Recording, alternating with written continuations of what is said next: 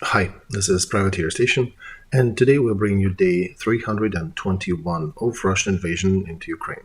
As always, with Olexiy Arestovich, advisor to the Office of the President of Ukraine, Lieutenant Colonel, and Mark Feygin, Russian opposition politician. Enjoy.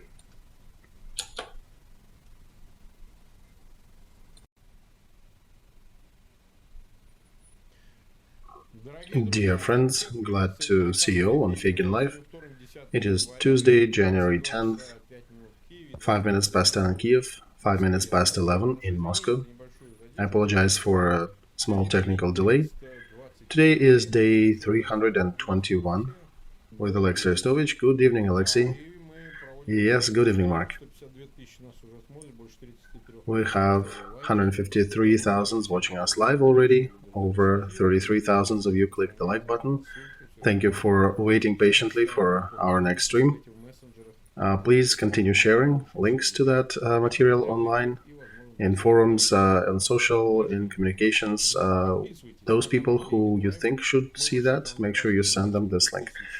Do not forget to subscribe to Feygin Live, to Olexiy Arestovich, and if you are listening or watching that in English, please subscribe to the Privateer Station and click that like button to be informed about new releases. Alright, so let's start with major news. Perhaps let's talk about Soledar and events that occur there. They keep people's attention. Tell us a bit more about that situation. Alright, so if you zoom in and take a closer look at this Soledar. On this map, the lower and the bottom tongues are a bit exaggerated. They're not that far in real life. But there is a semi-horseshoe encirclement of the city. And eastern suburbs is definitely under our enemy, but north, south, west, and west are definitely Ukrainian. So their task is to either encircle the town and destroy our troops or force us to leave it. From the more uncomfortable things, the road between Bakhmut and Soledar is not captured, but it is under fire control of the enemy, so that hinders a bit our resupplies and communication lines to Soledar. They are setting one of their tasks to get to Krasnogora and Proskoviivka. That's in the middle of the map. And then further get to the road that goes to Slavyansk. And in the north, they're trying to cut Soledar from many roads communicating with those three settlements up above it. So nothing changes. Russia plays that same game they usually play.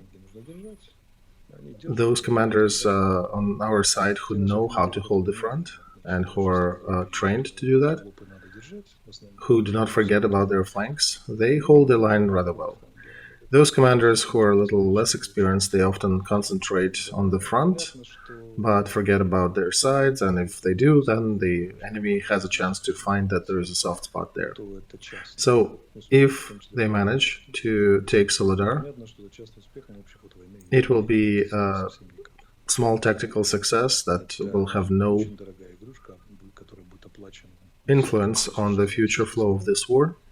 It'll be a very expensive toy that would have been paid for by tens of thousands of Russian soldiers and their health and lives.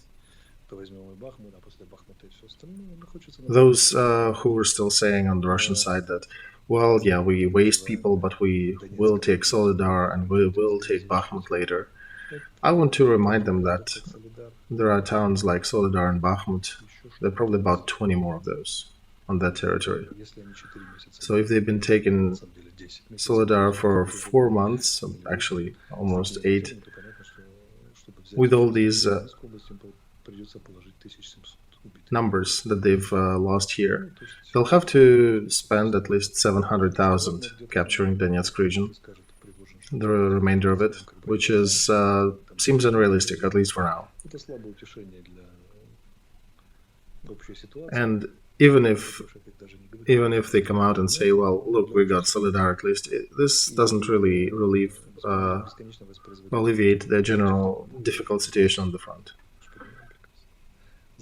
And they will not have enough inmates for all the sides of the front to get killed. Even here, they're already using other troops, not just inmates. So, thank you, Olexiy. So, why do you think they paying so much attention to Soledar? Well, Mark, they've been probing, and finally they probed and figured out where it is a bit softer. Also, one needs to consider that Bakhmut is separated by some ravines and the water barrier. There is a river, and it's more difficult to take Bakhmut. But Soledar is a bit softer. So they've been pushing, touching, exploring the front line, and finally found a couple softer areas. Soledar is a collection of mines. There is not too much to defend there. It's hard to fortify that one. The height of the buildings in the town is maybe 2-story, so it's more difficult. Bakhmut is a bigger town. It has high rises. It's much more difficult to take it. So, in tactical terms, do you think Soledar opens any new opportunities for them? Mark, they're in for another nasty surprise. Problem is that even if we withdraw our troops from Soledar, they will still be on the lower side. Geographically, the territory rises to the left. So they will need, if they want to continue any offensive, they will need to be doing that from the bottom up, which is very disadvantageous. So I'm thinking that technique that they've used to figure out how to soften our defense line around Soledar will become a single-time use tactic in this war, because you can only use it once, really. How many inmates do you think they have in Russia, Mark? Maybe, I don't know, 400,000? So out of these numbers, how many do you think will subscribe to Prigozhin's military company? I don't think, Olexiy, more than maybe 40,000 overall. Okay, so we already destroyed about 35,000 of them here. And I think that's it in this case. They also do have Lugansk, that fake republic, mobilized people. They do fight rather well. And the third component that is taking Soledar now is trying to is Russian airborne troops. They're beaten up a bit and they're after rotation, but they're still airborne. And roughly, they're about a third of each there. But the technology of sending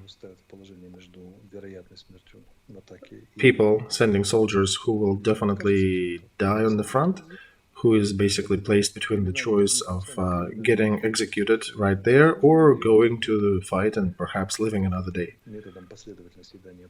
So that sort of Russian criminal ISIS method, they managed to push the front around Soledar a bit.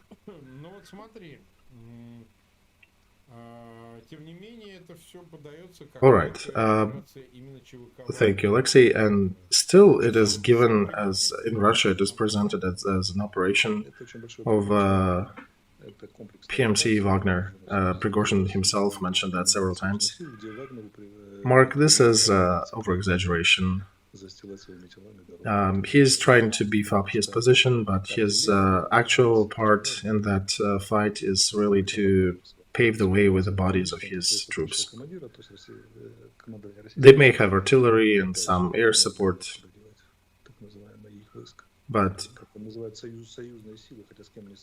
in reality they're using Lugansk and Donetsk mobilized people too, and they're calling them allied forces, but they also adopted these territories for saying they forced that forced adoption of annexed territories into Russian Federation. So allies of whom with whom, but it's a mix. It's a mix there. It's not just Wagner. They'll do everything to make sure that the small success, if they take it, would become a big moral, would serve as a big moral victory for their people. And I do want to tell our people, since part of our stream here is to provide some psychological aid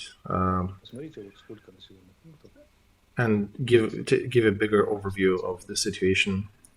So at some day when you feel despair, look at the map. Look at a bunch of towns behind to the left of Soledar. Chasov Yar by itself is a significant outpost. And you can bring all the Russian troops right now, and they don't think they will take the remainder of Donetsk region. And Wagner troops were probably the most fighting, the most effective on this part, just because they had those kamikaze, those Walking Dead people to send to the front, unlike anybody else. Okay, 318,000 are watching us. About 90,000 click the like button. Thank you for joining us. We are continuing. So on the other parts of the front,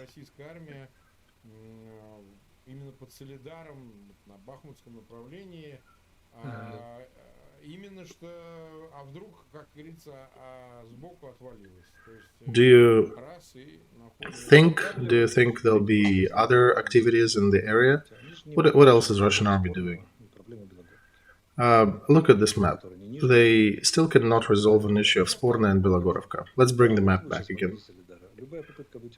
So, any attempt to push further to Slavyansk, that means that you are sticking your tongue out further, but your flanks are not covered. So, any movement is at threat to get a flank attack. Then Slavyansk is in the top left corner with bigger letters, town on the map. So that motion from Soledar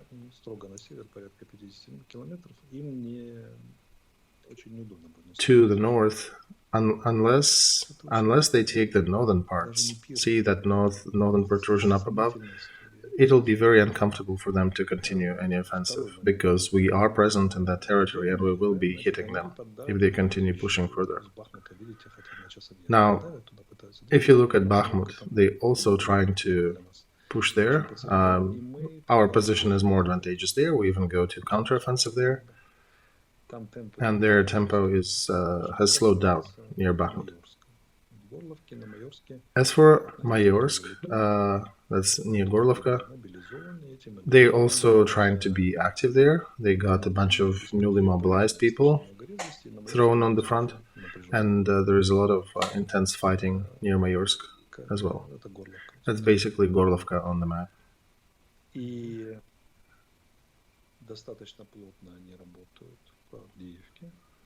They also work rather actively near Avdiivka, and of course near Pisky, their attempts to continue their storming actions. You can see these 5 arrows slightly towards the bottom. And Marinka, the remainder of 2 red arrows here. Very slow motion and a lot of losses to facilitate that. Down south, they have about 5 tactical groups maneuvering near Takmak and Severne.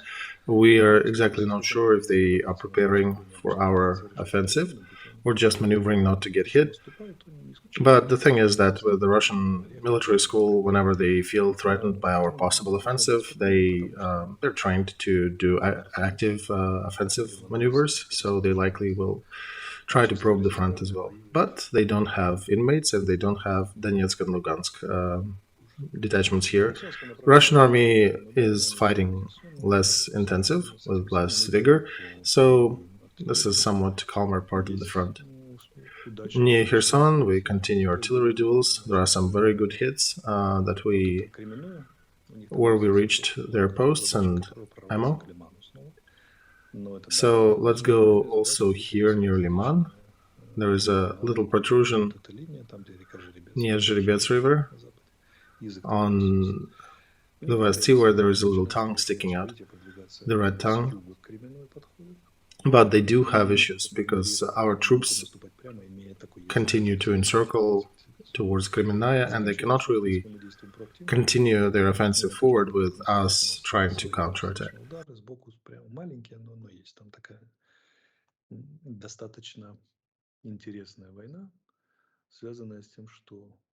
Very often in their offensive actions, they face smaller but active actions taken by our troops on the sides, on the flanks of their motion. So just that distracts them and time again slows down their tempo and sometimes even get counterattacked on the front as well.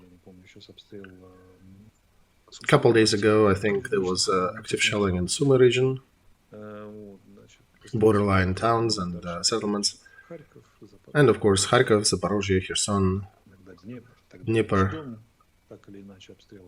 We are waiting in one way or another volley of missiles from Russia, which will happen eventually.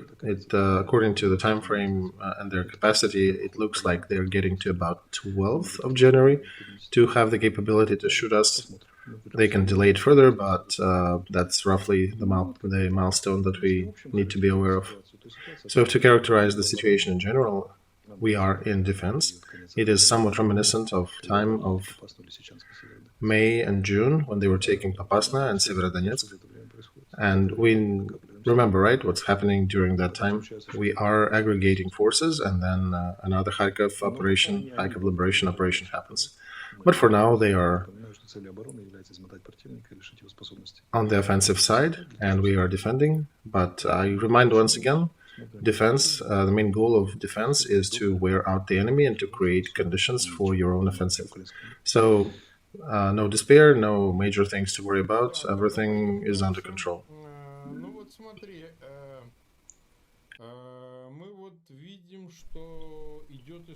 All right, let's go further. We see there is more activity on the level of high command in Russia. I hope you saw that Lapin, that general who was criticized a lot and who was some speculated removed from any command. He was recently appointed the commander of ground troops of Russian Federation. And until then, we did observe a whole line of politically active figures in this war, who each of them approached him and spit and kicked, and from Prigozhin to Kadyrov, and they were criticizing him that his medals and his rewards for taking Severodonetsk and Lysychansk are fake. But one way or another, he was still appointed commander. And in the general flow of war, this is a somewhat meaningful position, right? Because he will be in a position to avenge those attacks of his so-called controversial partners. So the head of ground troops is usually not a figure that controls troops on the ground in Russia. He is more of a commanding general command figure. Their doctrine doesn't allow Lapin in this case to manage the direction of the front. But in Ukraine, for example, a similar position allows the commander to control part of the front. So one of ours actually is fighting, is controlling our actions on part of it. So the thing to consider is that Lapin potentially may have access to the front, although he would have, for the most part, I guess, managing functions overall. And to be fair to him, he did not lose Liman. He came there when it was being lost, and he tried to stop the retreat. But also looking at this decision, it means that Putin, or powers to be that have ability to make these decisions, they have leveled the situation for military. Right, and Olexiy, it could have been other parties in this game who convinced Putin that it's important. Indeed, Mark, agree. But in any case, it does show that the influence of Ministry of Defense and General Command in Russia should not be discounted. They apparently can play back and take people from obscurity, because Lapin was destroyed by media. He was attacked times and times again, and he lost a bunch of dignity in the eyes of pretty much everybody there. But then all of a sudden he gets elevated again by General Command. And in bureaucratic games of post-Soviet Union territories, reanimation after the political death is a very, very rare occasion. They would have needed to make a serious argument and to have good enough influence. So they do have that influence. And life for Kadyrov and Prigozhin will not become easier. Oh yeah, Alexei, I do not think they're happy about it. Exactly. You're correct, Mark. Regardless how you jump and how you fight, you will be surrounded by these ground troops there on the front. Because, they may miss, they may shoot accidentally in the wrong direction, or ammo will not arrive on time because they're the ones bringing it to all these Prigozhins and Kadyrov troops. So for those figures, it's not exactly a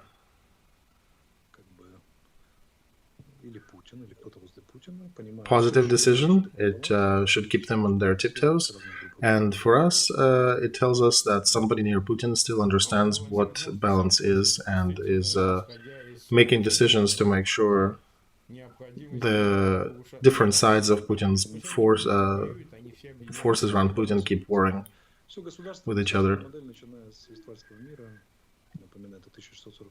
Right, Mark. I would remind that also all the organization since Westphal peace, since 1600s, is stated around creating conflict and resolving that artificially created conflict. Okay, other news, Olexiy. We saw Germany Ministry of Foreign Affairs with a visit to Ukraine, and that was on the background of conversations about tanks being given, being not given. So what can you say about that?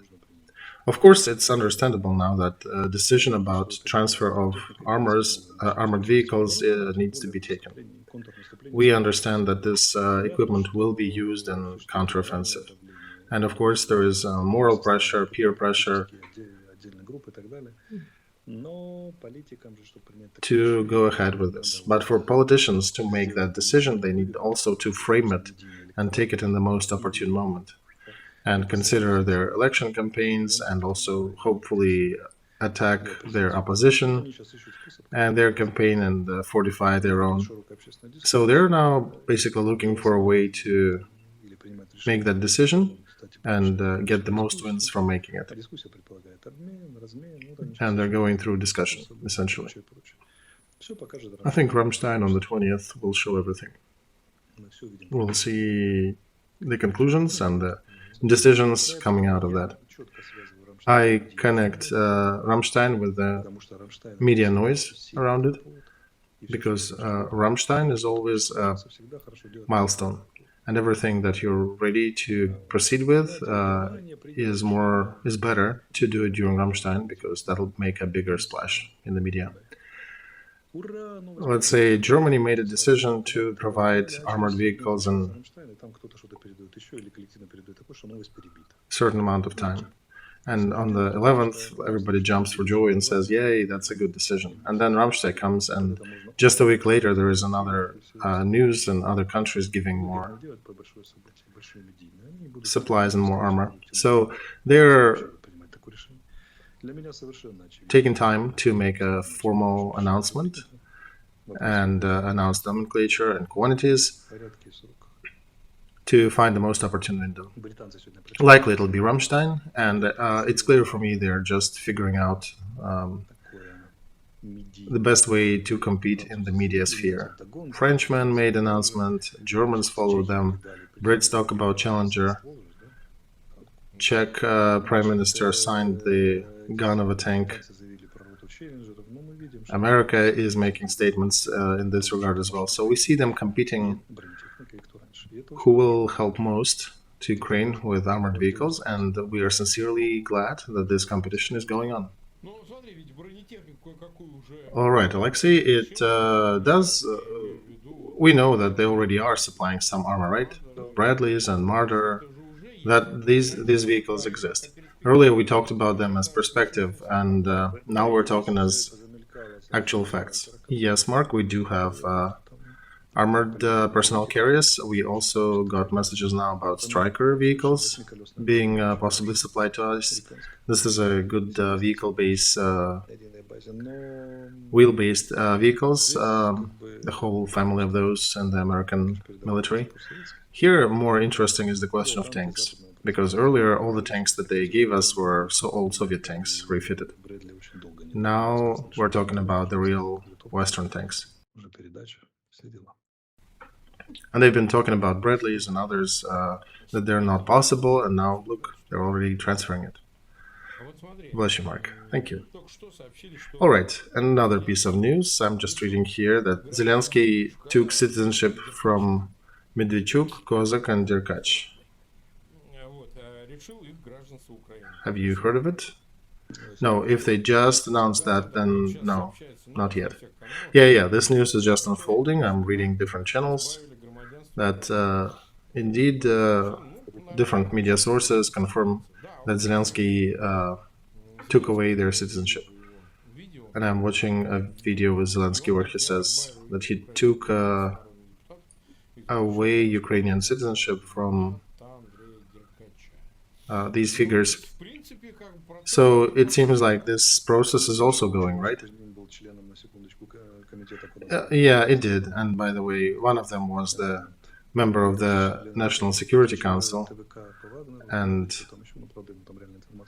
had access to a lot of information. So these are very problematic figures. Also, one of them was the ex-general Attorney General, so knew a lot of data and could do a lot of things. Are they all spies, Olexiy? Mark, they all, let me find a way to classify them. They're, softly speaking, are very unfriendly political figures, very softly. Such punishment can be given out only for severe violations. I don't know one of them, Khmurov, if what he did, but it definitely outlines. Medvedchuk we know, and Derkach we know what they were doing. Yeah, the other to be researched. Okay, another news about that Denis Pushilin, or how they're called, Penis Dushilin, that Russians are controlling Soledar. We talked about that, how much they do. And there was an announcement, or a little splash by the statement made by Prigozhin, that he made a complimentary statement in regards to Ukrainian troops. This actually goes against the current trends and current advisory in Russian media, because their current set is to call Zelensky a clown and keep laughing at Ukraine and their troops. But Prigozhin is actually making a point that Ukrainian troops are defending Soledar with courage. Why is he doing that? Well, Mark, first of all, he wants to elevate the value of victory, because, taking the town that was abandoned is not big of a military deal. But if you are taking the town from a fiercely resisting enemy, that is probably a cause for reward. So if there was big resistance and you lost a lot of people, that means you were fighting, you were courageous. If the enemy is a coward and ran away, then you entered the town and you didn't really do much. There is nothing to reward you for. So that's one part. The other part is that he's trying to play a role and to pretend being objective. The fighting is still raging. You can see the video that they released. They quickly got to the area described as roughly a center of Soledar. If you watch the video, you can see that they're very uncomfortable being there. They basically got to the point, shot the video, and skedaddled really fast. So the fighting is still going on. And Prigozhin is also playing another angle here, that they judge you by your enemies. If you're fighting with cowards, then you're not too much of a hero. But if you are fighting severe resisting heroic enemy, then your rank is rising pretty high. So you're basically overcoming somebody similar to yourself in a difficult, unequal fight, and that beefs up his status. Oh, I'm getting notes that Kuzmin was not a member of the National Security Council, but he was part of the temporary investigative commission about Wagner. So let's correct that statement.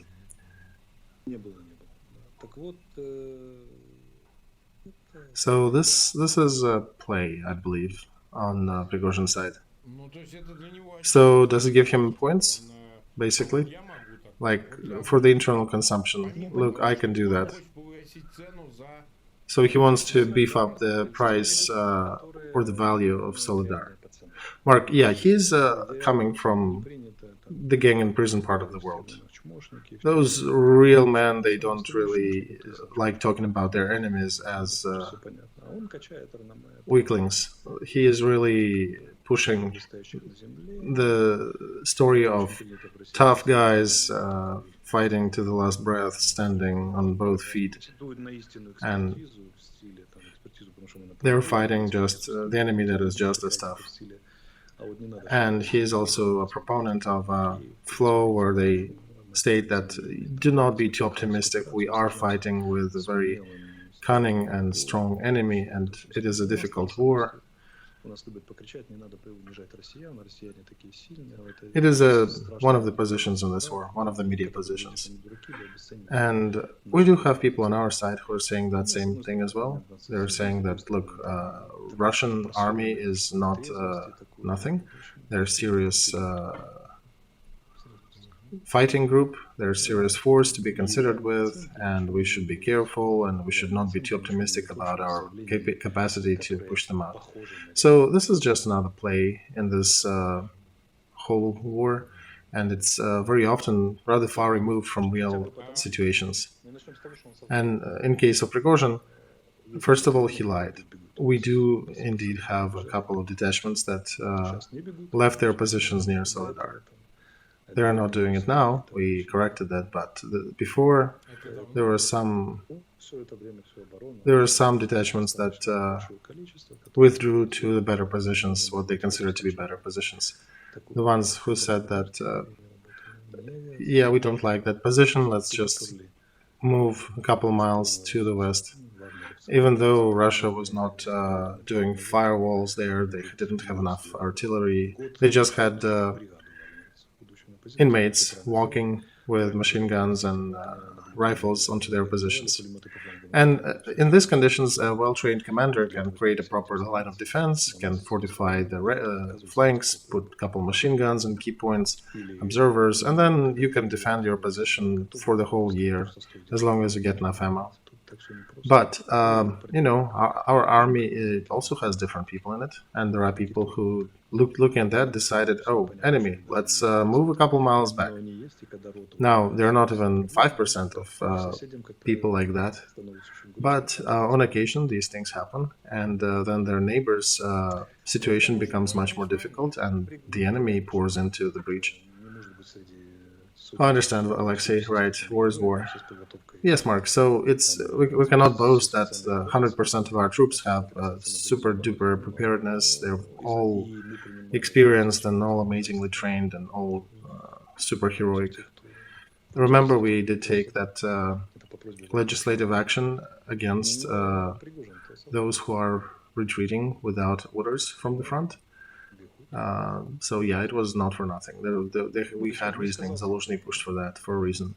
But in any case, Prigozhin lied. He did not give the full realistic data set. Olexiy, he's playing a complicated game here. I see he needs to both survive and to milk the situation for the most resources that he can. Let me ask you again, Mark. Whose weight is bigger, director of FSB or Prigozhin? Not even discussion, Alexei. Of course, institutional bureaucrats' weight in Russia is heavier. Prigozhin's weight is much lighter. I don't think he will survive. And they're trying to dig under him. They're trying to dig deeper. Trying to get compromising material. Not that he was in prison only. He's got some apparently Jewish lines in his background, some relatives who fled to Israel. They are digging for dirt and looking for issues with him. And they're basically collecting more things that will render him unacceptable for any bureaucratic position after the war. And the main question is, who is he? In Russian press, he's called businessman. Gee, some businessman managing military operation. Yeah, so it's weird, his official status. Exactly, a businessman who has access to aviation, tanks, and such, and making statements of the federal level, violating dozens of Russian and international laws and treaties. His troops, not himself, but his troops, are calling Fag the head of Russian General Command. So he's also threatening oligarchs and their kids, right?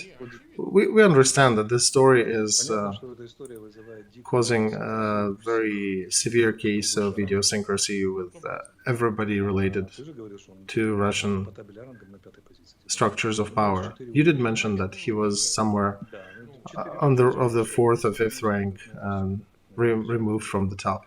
Yeah, he was like four or five floors down under Putin.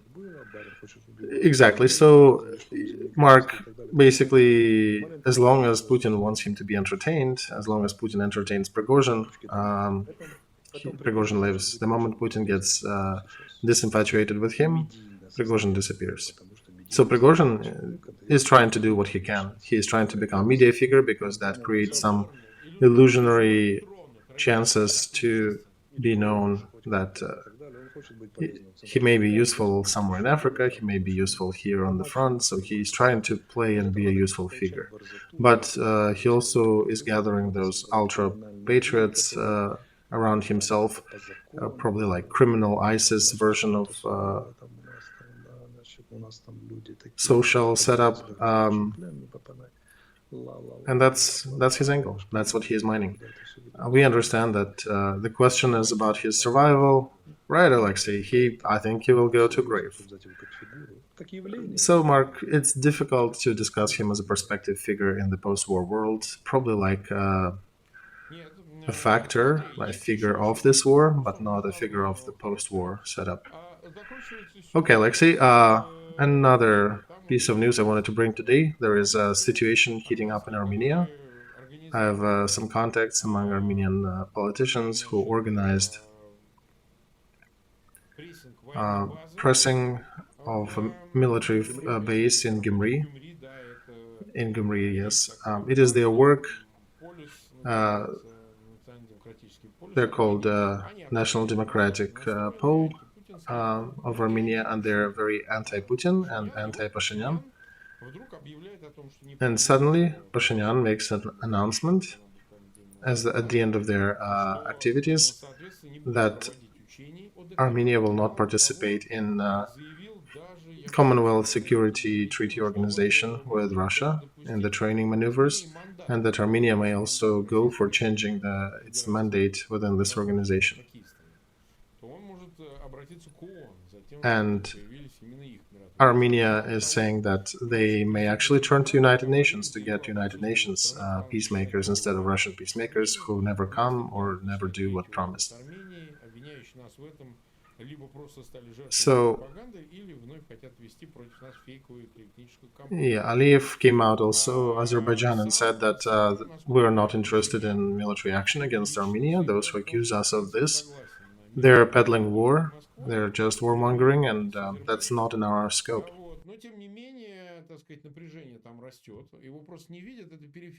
So the tension there is growing, and this is somewhat removed. This is beyond the Caucasus Mountains, so it is not exactly in the optics of Russia or, with Russian-Ukraine war raging here.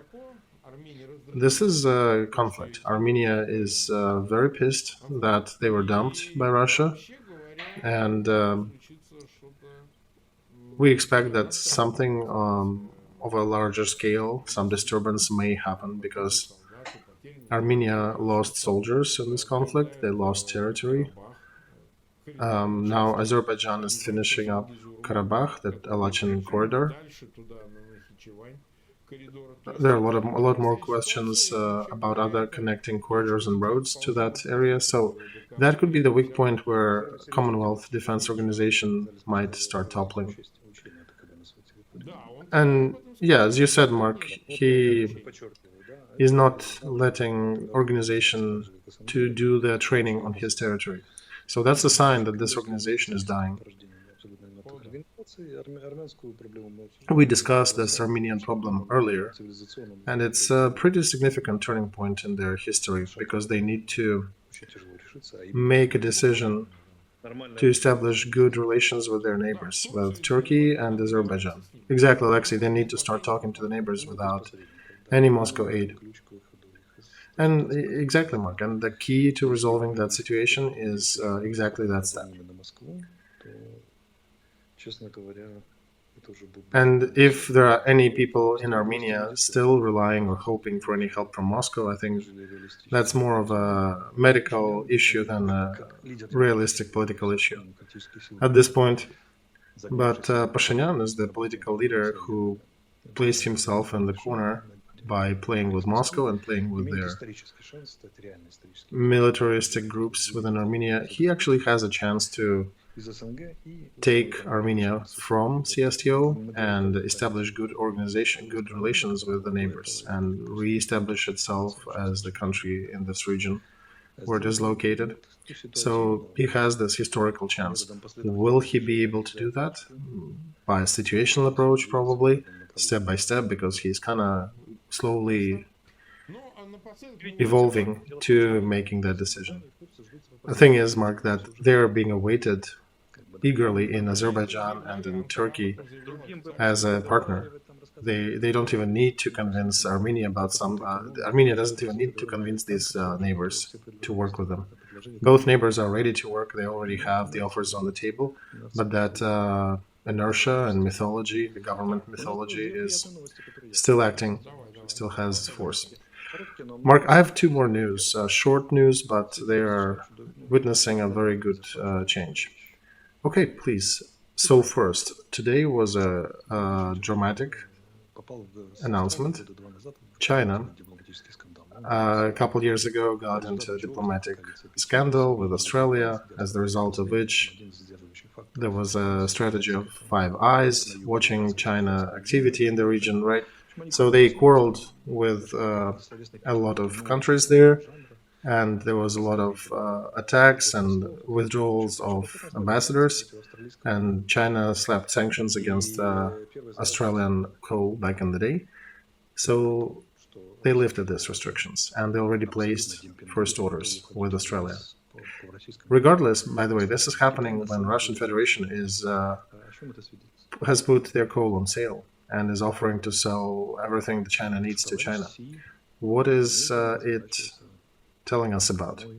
It tells us that Comrade Xi is turning his back slowly to Comrade Putin, because Putin is so toxic now that even Chinese are trying not to deal with him personally and do not support him, despite all the phone calls, despite all the visits. Because one thing is words, another thing is actions. And when in all of the financial disadvantage of commercial disadvantage of Australian coal, it is being preferred to Russian coal, that speaks volumes. So international isolation of Russia continues. But this is not it. This is not everything. India. Right. They announced that they might join sanctions. Exactly, Mark. So they said that let's join the ceiling agreement with a $60 ceiling, and when India will join that corridor, they will not publicly exit that agreement, that sanction group, if the price drops to 45 in this corridor, right? And India was a big market for Putin, so now that chair is being kicked from under their feet. So they are taking Soledar, they're trying to take pictures and announce that they've taken it. But in the meantime, they've lost China and they're losing India. With these games, their perspectives are very murky and very frail at this point. Remember, like Mao was saying, our path is clear. Over here, the path is not clear and the perspectives are definitely in the dark. Yes, Alexei. So they've been talking to um, all of these allies, so-called, and apparently they failed. In the meantime, China is talking to Washington. It's very secretive negotiations, and we don't know much. But I would volunteer to say that this is the result of China-Washington negotiations. Right, Mark. So imagine you quarreled with your neighbor. Your ambassadors were withdrawn, and all of a sudden, a few years later, you come back and say, "Well, we're eager to buy your stuff," despite actually having another force next to you who is giving you that same product for cheaper. So this is a fundamental change. This is a good development. The process is going. Oh yeah, it's going. We've been 46 minutes live. I think one last thing I want to bring today, Alexei, is Mikhail Saakashvili's criminal proceedings in Georgia. They've been revived again. We got his letter today, a letter from Mikhail with a lot of thanks for participating in his destiny and organizing all these actions in about 40 different cities of the world. I'm using probably one more time this pulpit to address the powers of Georgia, to say that we do have steps thought out for continuation of this campaign, Save Misha. And as a warning, they will not be, you guys will not appreciate that. Georgian politicians will not appreciate these actions. They're connected with Magnitsky list and more sanctions, possibly. So we implore you to reconsider following through with these criminal proceedings and listen to us, listen to people, and make the right conclusions from the events that took place on the 4th of January and find a way to find it within themselves to solve that matter of Mikhail and his health.